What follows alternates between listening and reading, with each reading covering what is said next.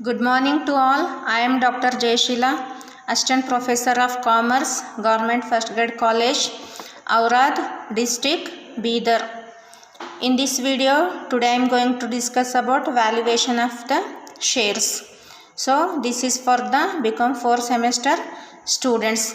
So, here what is the shares? Here we must know that the share is a unit of ownership that represents an equal proportion of a company's capital. So while collecting the capital from the shareholders, the company should be issue the shares. So here what is a shares means it is an ownership that represents an equal proportion, means it is in a single unit of the ownership of a company. So here in the shares we may know that there are two kinds of the shares. One is a preferential shares, another one is the equity shares. Then when the valuation of the shares is, it is the process of knowing the value of the company shares.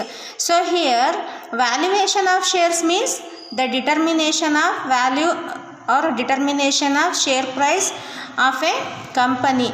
So here what circumstances, why it should be valuated and when it should be valuated, that is a very important part of the theoretical aspect of valuation of the shares. So here at the time of merger and acquisition, company itself valuate its shares.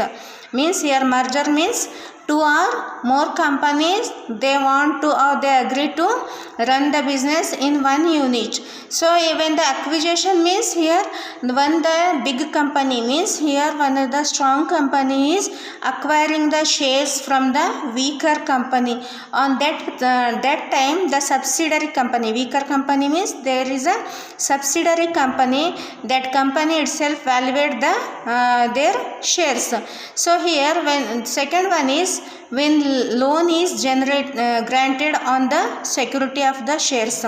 When the loan is granted on the basis of given the security of the shares, on that situation is also necessary to valuate the shares.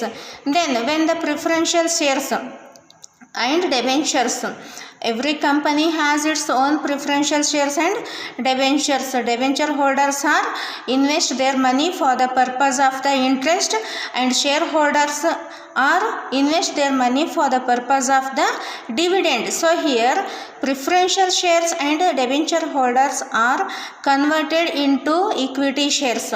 Those shares are converted into equity shares.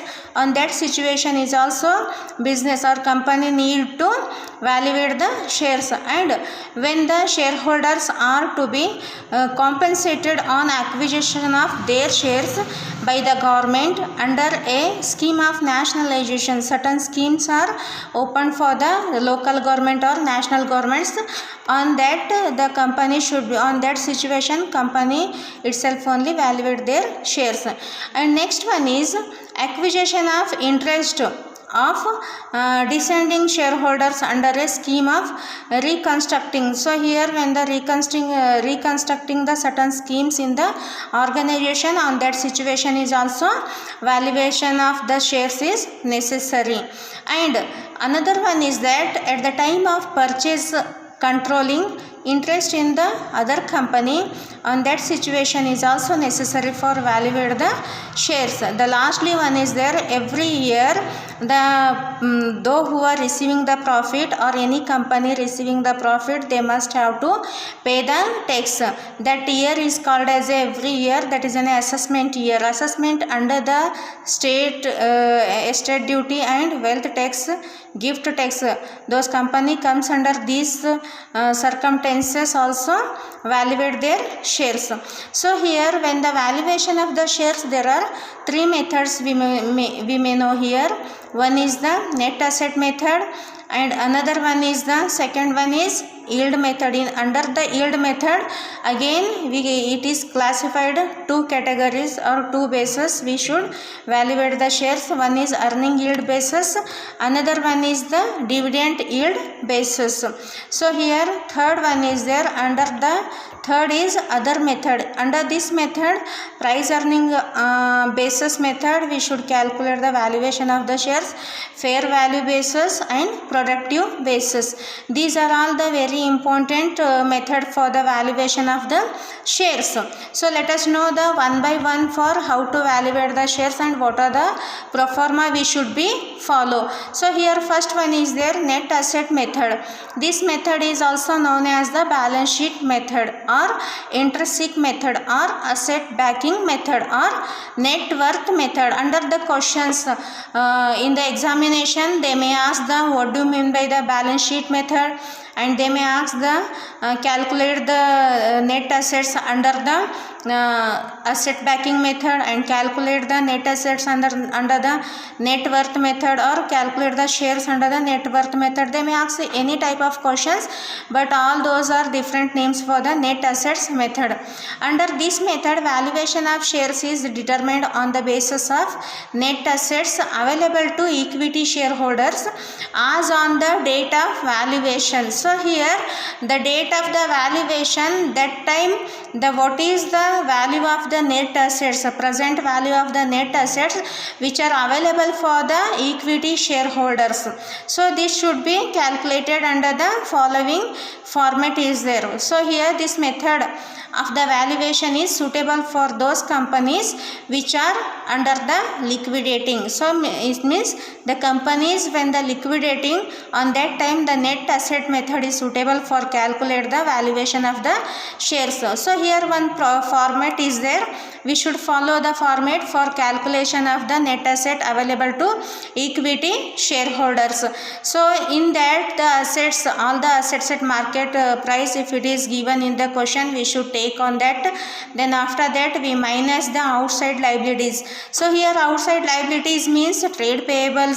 It means they may ask if the question bills payable is also called as a trade payable. So debentures, terms loans and other liabilities, these are should be called as a outside liability. It should be minused on the all assets at the market prices. So after that again we should minus the preference share capital or arrears of preference dividend if any in the questions. So if the questions they may mentioned preference dividend, preference share capital and the arrears of the preference dividend, you should minus on the balancing figure. After the minusing that you should again add the national colon partly paid shares. So here what is the national colon partly paid? For example, if the company issued the shares 100 shares of rupees 10 each, you may take just examples. If it is a 10 each is there, but the shareholders paid the amount only rupees 8, means remaining 2 rupees we can call as a national colon partly paid, means it is not a fully paid up shares, it is in a partly paid up shares. If in case in this partly paid up shares are given in the question, you should add those in the balancing figure. After the adding this, so again you should be add that the remaining balance we may call as a net assets available to equity shareholders. So here this is the formula we must follow, the calculation of the net assets. Calculation of net assets available to equity shareholders. So again another alternative formula is there. So in case in the question they cannot give, it is not given in the net assets, some of the equity shares, reserves and surplus given in the question, according to the question we may calculate the assets available to equity shareholders. So here another alternative method is there. In this method equity share capitals is given in the question, so you take that one, reserves and surplus and profit on revaluation of assets and liabilities. If the profit is given, you should take directly. If the profit is not given, loss of the revaluation of the assets and liabilities are given in the question, you should minus that one in the this balance. So here the balancing figure is there. On that the less revaluation of assets and liabilities, so you should be minus that prelims, in that preliminary expenses will come, and discount of issue of shares will become, debentures, deficit of profit or losses, the profit and losses is also comes in the question. So you should be minus that in the balancing figure. So you take the outer column, then again the national call on partly paid up shares. So in the question, if they given the shares amount as a partly paid and fully paid, so again you should be calculate that and add the national call on partly paid. So after that the balancing figure we may call here net assets available to equity shareholders. This is the first method. We should be calculate the net assets available to equity shareholders. Thank you. In the next class we will continue about the next method, that is a second method, yield method. We should study on the next video. Thank you.